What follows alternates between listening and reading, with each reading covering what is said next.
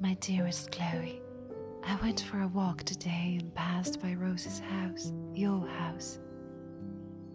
The cherry blossom is about to bloom, the herbs are growing wild, and the daffodils are taking over the main path to your door.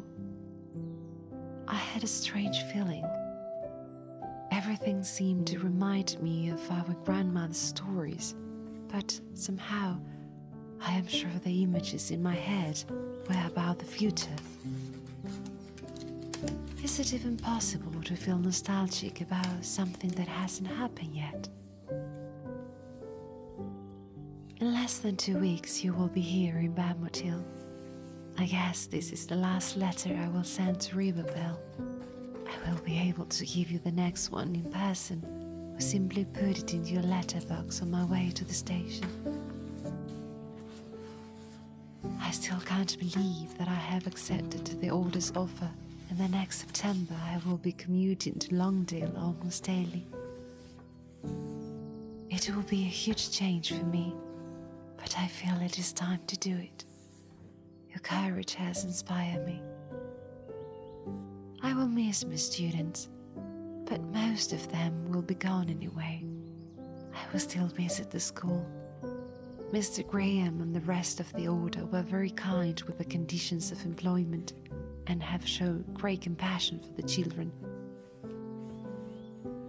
With the additional payment during the first year, I will be able to take a break from the bookstore and use that time to visit the kids and make sure they are well. There is this little girl I always speak about, Daisy. She and her brother Henry are the sweetest kids in the school. I would love to take them to your tea room next winter. Speaking of which, have you decided on a name yet? I am so glad you like the ideas I gave you. I can't wait to help you decorate it. I put aside some doilies and crockery I am sure you'll like. I am confident that everything will be ready for you to open it in autumn. Can you believe it, Chloe? You living in Badmotil and opening your own tea room. Me working in Longdale at Aunt Florence's house and hopefully started to write again. And from the way things are going with you and Robin, I guess that won't be the only good news. Oh my, we have spoken so much about him that it will feel like I already know him when we meet for the first time at the spring party. Mrs. Woodhart and Mr. Graham will probably be there too. It is my understanding that they are quite close friends with him. I guess she will tell us a bit more about the Greenfolk gathering as well. It's only in a fortnight's time. How exciting! This year we will attend as guests, but next year we will have become official members. That is all for now, my dear friend. I am off to enjoy some of these countless services of mine. Stay strong, Chloe. We are almost there. With love, Winnie.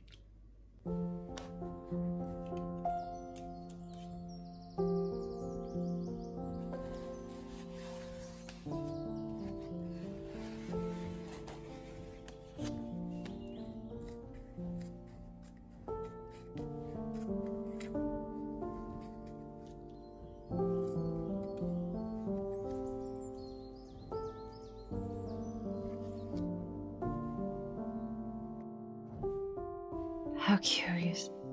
Letters, stories, lessons. I always write so much that it feels almost unbelievable that I struggle in front of a blank page. But how does one start a journal? What should I write? Is it maybe like writing a letter to oneself? I guess it's even better. It's like writing a letter to a kinder version of yourself, one that will make an effort to help you clear your thoughts, help you learn from your mistakes and remind you of things you might unwillingly forget. In any case, I am afraid I've already started, and I must confess that it wasn't so difficult after all. I'm glad everyone encouraged me to do it. I just wish I could have my grandmother's charm and consistency. Her pages are so full of life and magic. What would her advice be? What would Aunt Florence say? Perhaps that I am being too hard on myself. Perhaps that I am overthinking it, creating rules and forcing something that should simply come from within. They wrote about the things they love, the thoughts, the fears, and the happy moments. I am afraid that if I want my journal to be full of life and magic as well, I just need to let my heart speak and keep trying to live a meaningful life. Dear diary, I have the feeling that we will learn a lot together and we will become good friends. Let me tell you a nice story of a weekend in the life of ordinary girls with extraordinary dreams. Chloe arrived in Vermont Hill on Friday evening and came directly to my place. We had dinner together and went to bed quite early. We wanted to be well rested for the weekend since we would need to clean and rearrange our new house. But as you can imagine, it is almost impossible for us to remain silent, and we spent a couple of hours planning how we would decorate the cottage in her tea room. We caught up as early as we could, had some porridge and left for her place. Rose's cottage has an enviable view of the hills and the creek to one side, and of the village to the other. The garden and the front porch are covered by wildflowers and grass growing knee-high. But indoors, the furniture, the wallpaper and the floor remain in very good condition. We opened all the windows and started by washing the soft furnishing to make the most of the sunny, breezy day. It took us almost 2 full days, but the house is looking absolutely gorgeous. The cottage is smaller than Chloe is used to, but I can see that she adores it and feels quite determined to open a tea room there. We even started to decorate it. We hung an old wooden cloak rack, some beautiful frames and several lampshades that match the soft colors of the wallpaper. We built a folding screen and separated the living area from the kitchen and the pantry. The layout is perfect for enjoying the house and running a little shop. I can picture myself visiting it quite often. We didn't have time to walk on the garden, but we have plenty of ideas for it. Roman will most likely help us prepare the soil and plant new seeds after the spring party. There is a lot going on at the moment. Sometimes it is hard to believe how much after so many years of quietness. But if my intuition doesn't fail me, I anticipate a busy spring, a relaxing but cheerful summer, and an enlightening autumn that will sow the seeds for a cozy, happy, and unforgettable winter in Vermont Hill. And hopefully by then, my dear diary, you and I will be very good friends, and I will be telling you all about my new novels.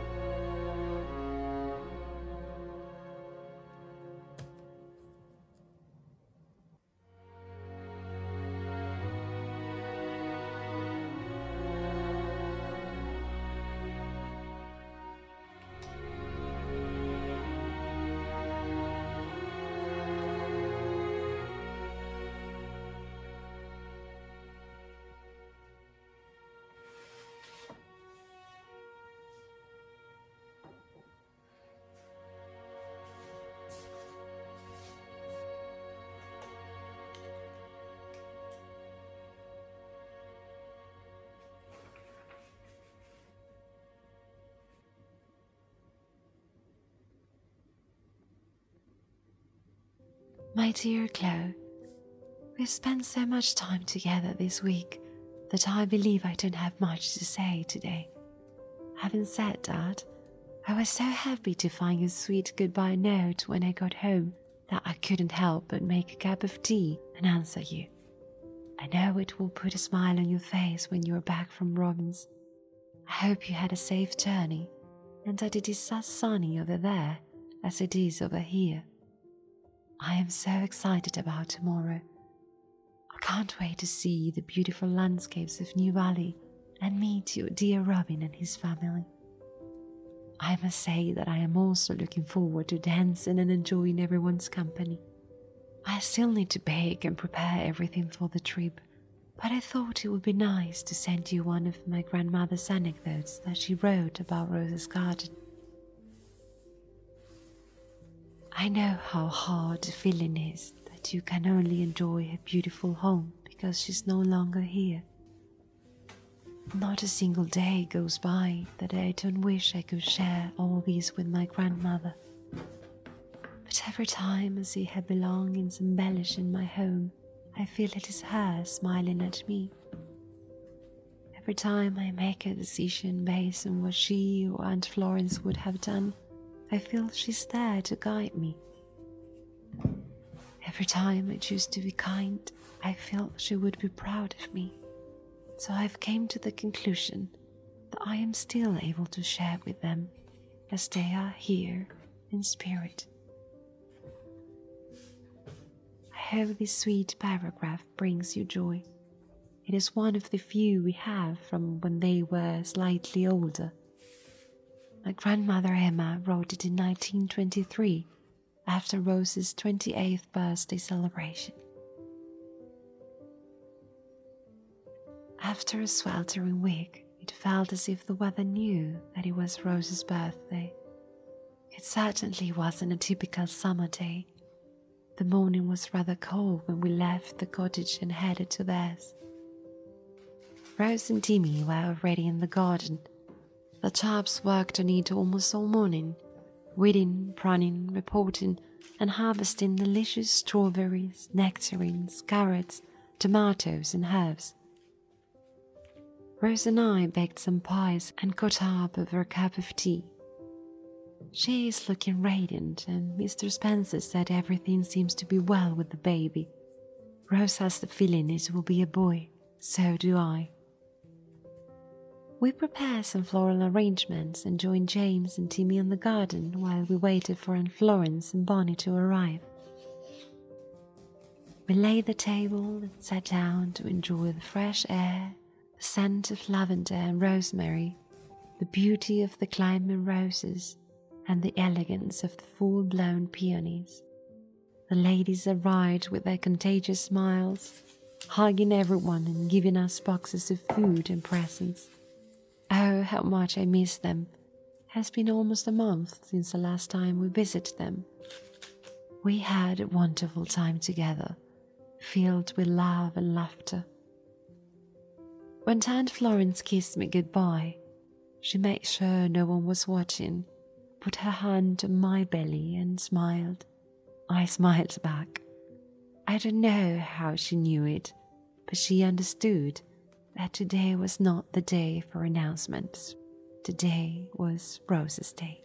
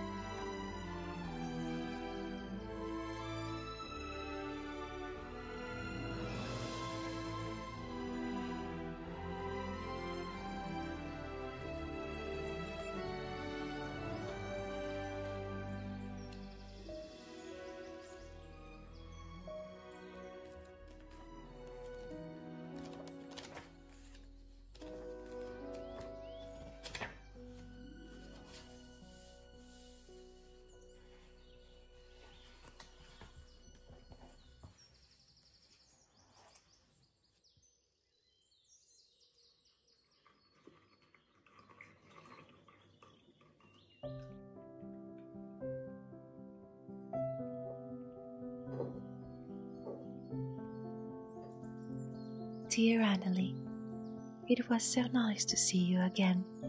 Your kindness and perspective never ceased to amaze me.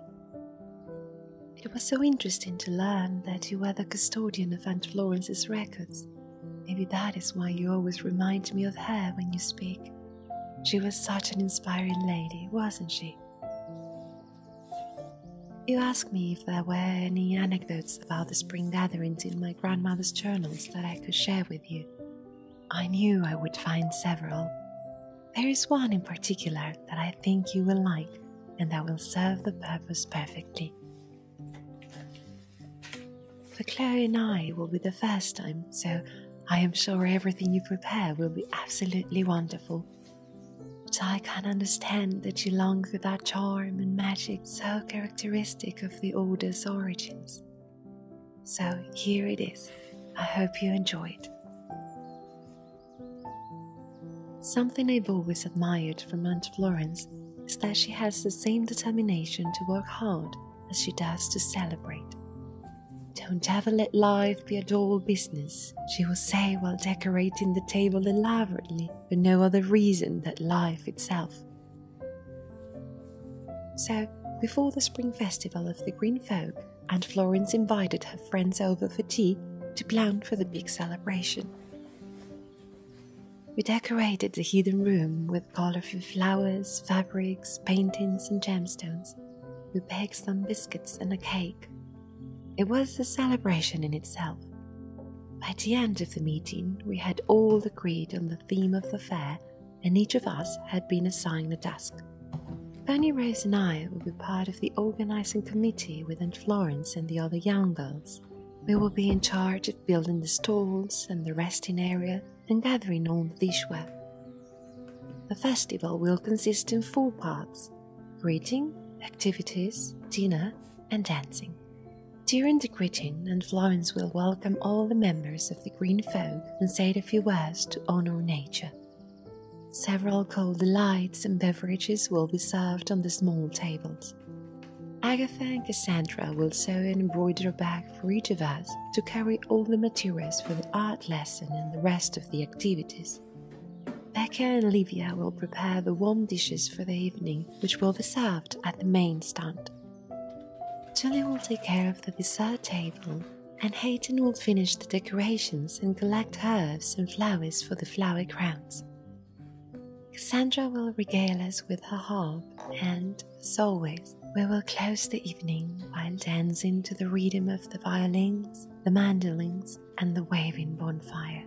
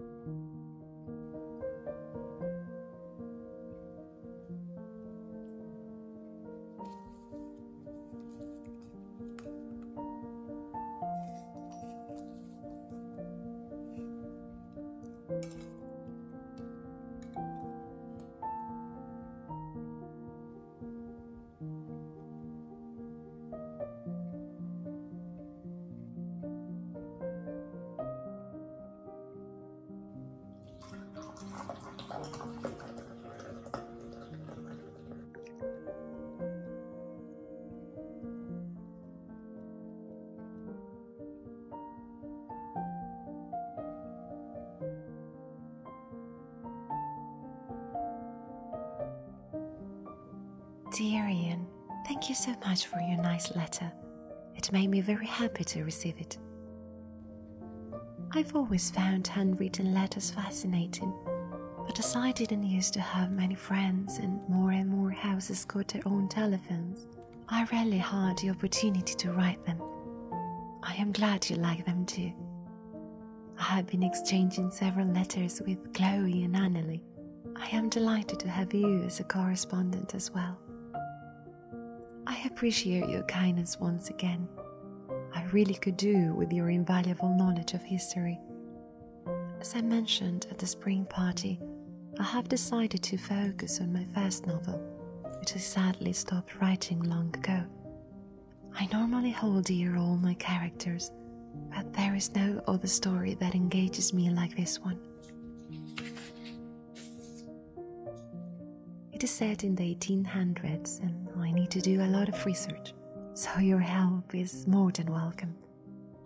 But as I told you, I really don't want to be a nuisance. You said you enjoy these kinds of projects, but I feel as if every time we meet, I end up indebted to you. I hope that at least you find the plot and the characters as interesting as I do. I hope everything goes well with the children at Sinclair House. I am looking forward to visiting them soon.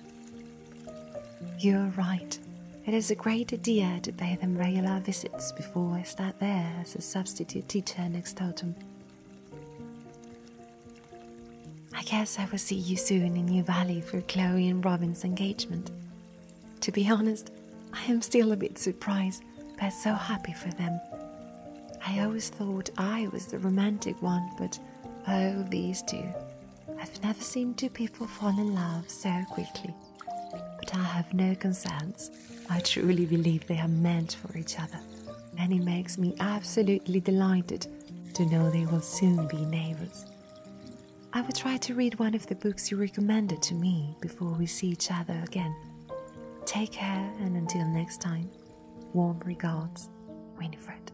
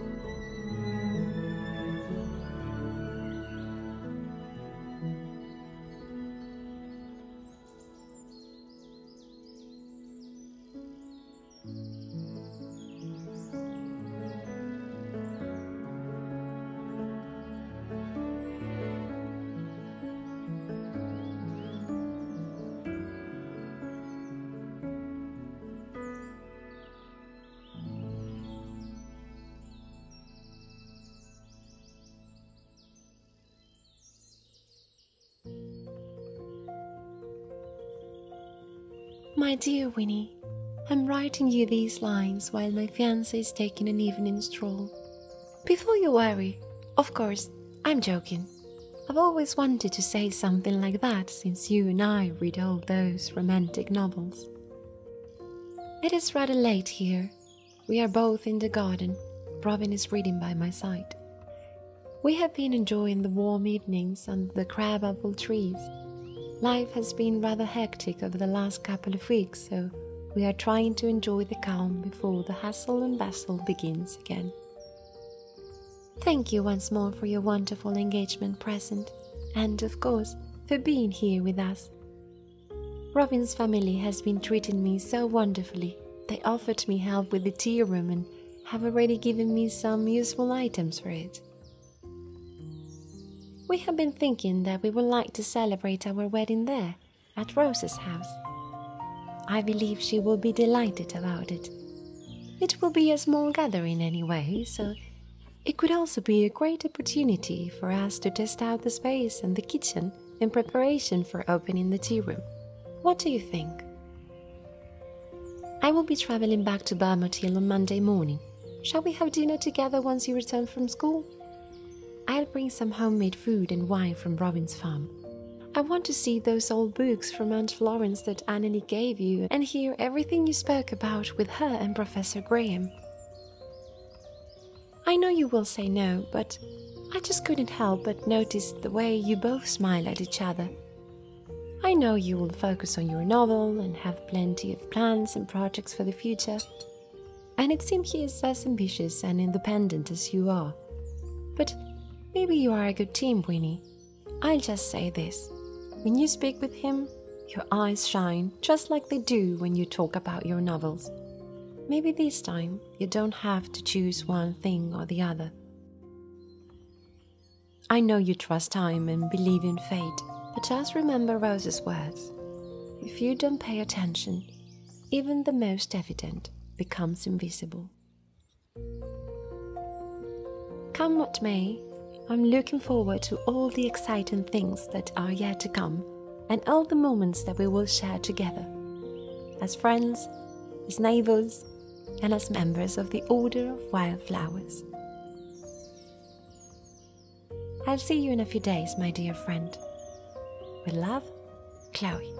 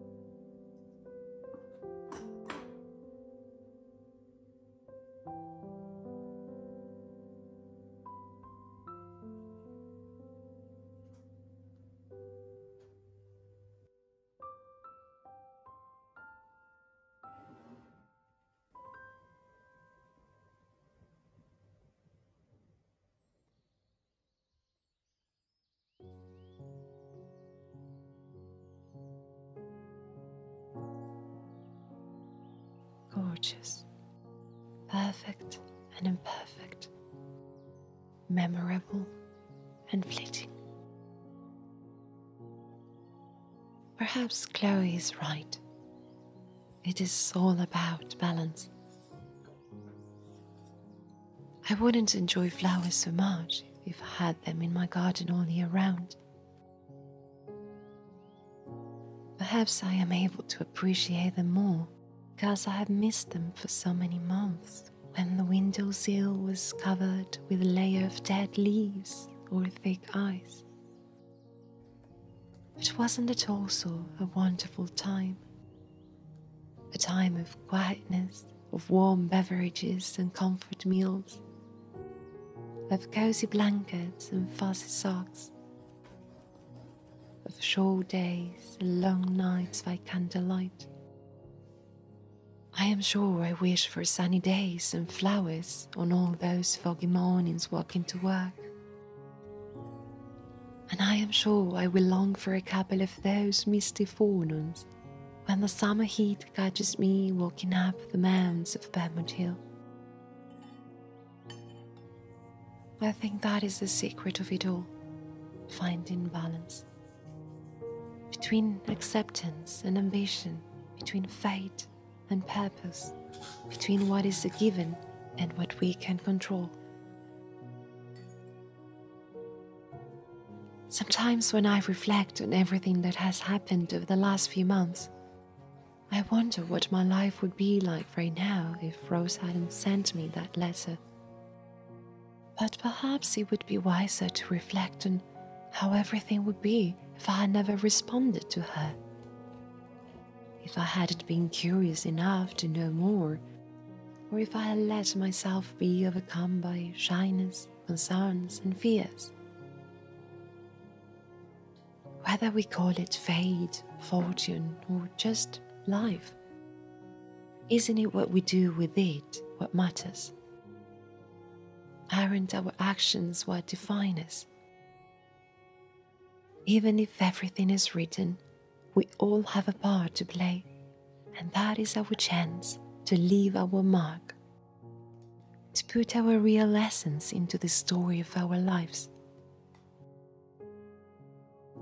Every day is an opportunity to try, to learn, and to become a better version of ourselves.